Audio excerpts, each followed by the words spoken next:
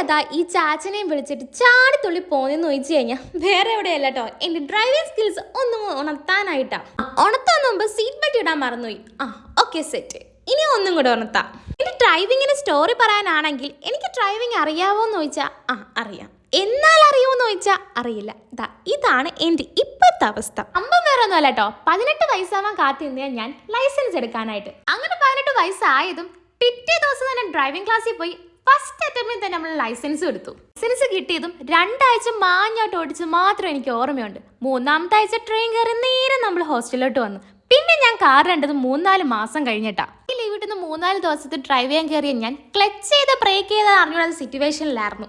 അത് മനസ്സിലാക്കിയ മമ്മി പിന്നെ കാർ തൊടാനേ സമ്മതിച്ചിട്ടില്ല. പിന്നെ ചാച്ചൻ വന്നിട്ടപ്പോഴാട്ടോ ഇപ്പോൾ ചെറുതായിട്ടെങ്കിലും ഓടിച്ചു നോക്കുന്നത്. ഞങ്ങൾ ഓടിച്ച് നേരെ മുട്ടിലോട്ട് പോയി.